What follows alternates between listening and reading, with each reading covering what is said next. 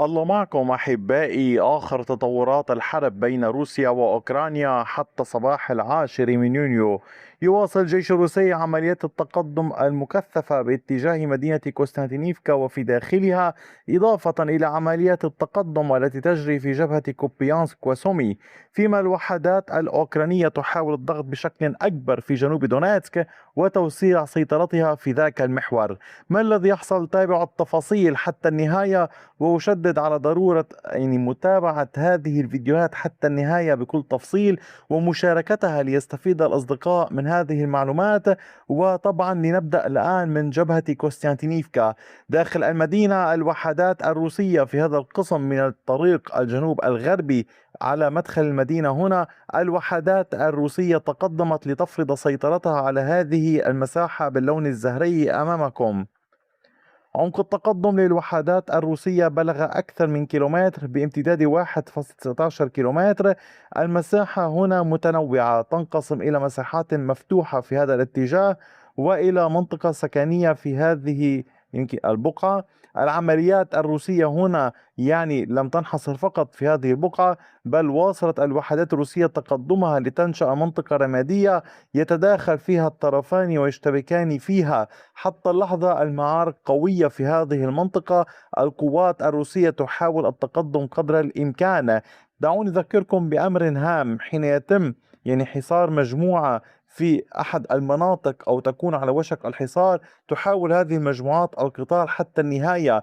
لذلك عادة ما يتم ترك بعض المنافذ لهم لدفعهم للانسحاب، كي لا يكون هناك يمكن كون نوع من تضييع الوقت أو تستنزف وقت القوات الموجودة، وبالتالي تصبح يمكن قول الأولوية هي لسرعة السيطرة على المكان بأي طريقة بدل من استنزافهم. تتنوع الأمور من مكان إلى مكان آخر، من معركة إلى أخرى، حسب طبيعة المعركة والحاجة والأولويات. أما فيما يتعلق بالقسم الشرقي، فالوحدات الروسية واصلت تحركها مسيطرة على هذه المنطقة. هنا سأتحدث عن نسبة السيطرة المئوية حين أنتهي من ذكر التقدمات. في هذا الاتجاه، الأحياء هذه الموجودة أمامكم باتت تحت السيطرة الروسية باللون الزهري. عمق التقدم بلغ 280 مترا. نحن نتحدث هنا عن عشرات المنازل أيضا باتت تحت سيطرة القوات الروسية في هذه المنطقة هنا ككل. إضافة لذلك نشأت مناطق رمادية في المنطقة المحيطة. العمليات شرقا مستمرة للوصول إلى الخط هنا، هذا الطريق الذي يقسم المدينة، هذا الطريق الرئيسي. عملية التوغل والتحرك مستمرة من الاتجاهين الجنوبي والشرقي. إضافة لذلك كما تلاحظون في القسم الشمالي نحو أقصى الشمال، القوات الروسية تتحرك، وهنا نشأت أيضا منطقة رمادية إضافية. القوات الروسية تحاول قدر الإمكان التقدم، الأوكران يشتبكون معهم، التمركز في بعض المواقع، التحرك في مواقع أخرى لمنع رصد أماكن النيران. هذا أمر حرب شوارع في مدينة كوستانتينيفكا في هذا القسم، أيضا بالتزامن مع عمليات واشتباكات تجري في هذا الجزء الغربي في المنطقة هنا، حيث يحاول الأوكران الحفاظ على مواقعهم ومنع الجيش الروسي من التقدم أكثر فأكثر نحو الشمال، ولكن في الجزء الغربي. إذا أحبائي، كما تلاحظون الجيش الروسي يسيطر على تحديدا في هذه المدينة 52.13% من إجمالي مساحتها.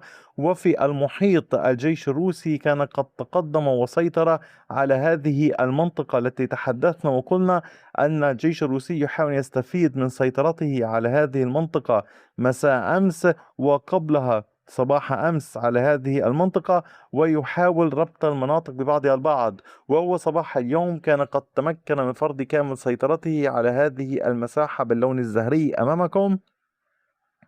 عمق التقدم للقوات الروسية بلغ تقريبا أقل من كيلومترين بعرض نحو كيلومتر ونصف أو أقل بقليل. العمليات لا تزال مستمرة، وكما تلاحظون أبعثت الصورة لحضراتكم، ستشاهدون أن الجيش الروسي يتحرك على كامل هذه المدينة. كما تلاحظون أيضا المعركة قائمة وبقوة.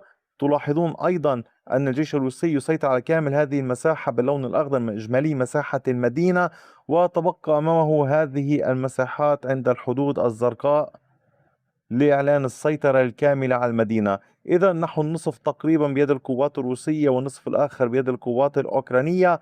العمليات لا تزال مستمرة وعلينا الانتظار. أما فيما يتعلق مجددا بالعودة للجبهة الغربية، هنا القوات الأوكرانية تحاول الحفاظ على جبهة دوفا بالكا ومنع سقوطها بيد القوات الروسية. القوات الأوكرانية البعض قد يسأل أين ذهبت هذه القوات؟ طبعا هي تنسحب تدريجيا نحو الشمال وتعود وتنتشر في المحيط. هنا يعني على ما يبدو أن الروس يحاولون أن يحتاطون من أي هجوم مضاد قد يحصل، أو محاولة لتجميع القوات في القسم هذا في شمال المدينة. علينا مراقبة الأمر. أما فيما يتعلق بالعمليات باتجاه جبهة كوبيانسك، فالوحدات الروسية واصلت تحركها داخل كوبيانسك فيزلوفي.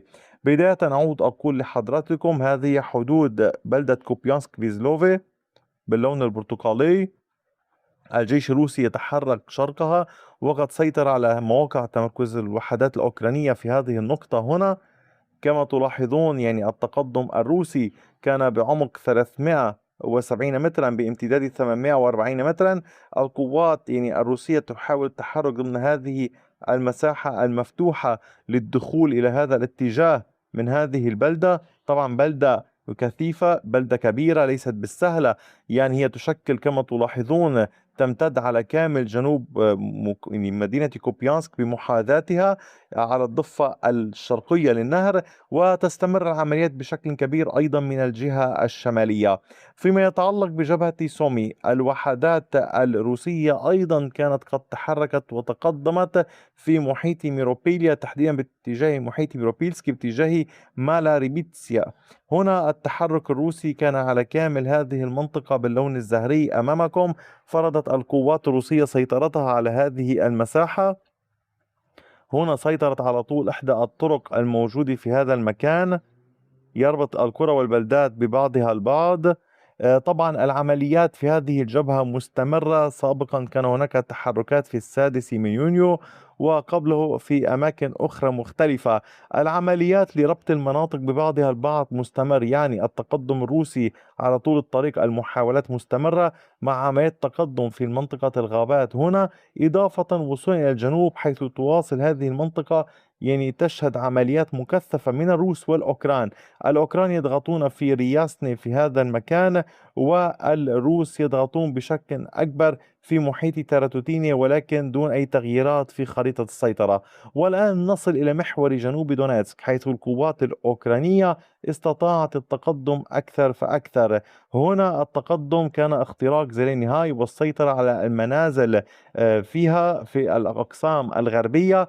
كما تلاحظون التقدم الأوكراني كان على كامل هذه المساحة باللون الأزرق. عمق التقدم للقوات الأوكرانية بلغ كيلومترين بامتداد كيلومترين ونصف. العمليات لا تزال مستمرة. الضغط الأوكراني كبير وواسع، ونحن اليوم نتحدث عن منطقة هامة للغاية، منطقة تربط محور جنوب دونيتسك باتجاه مقاطعة دنيبرو. الجيش الأوكراني يتحرك جنوبا في هذه المنطقة ويتحرك شمالا في هذه البلدات. القوات الروسية تحاول التصدي لهذه الهجمات نحو تولستوي وبيدابني وتحاول التصدي باتجاه زيليني هاي، ولكن تمكن الأوكران من الاختراق في زيليني هاي. أعود أذكركم الجيش الروسي نشر تعزيزات كثيرة في هذه المنطقة ويواصل العمل على احتواء الوضع. أما فيما يتعلق باقي الجبهات فالأمور على ما هي عليه دون أي تغيير في خريطة السيطرة. أحبائي هذا كان كل شيء. أعود أطلب من حضراتكم دعم القناة بكافة الوسائل الممكنة. مشاركة الفيديوهات أمر هام للغاية ليستفيد الأصدقاء. تفقدوا القناة دوما. شكرا على وقتكم الثمين وإلى اللقاء بفيديو آخر.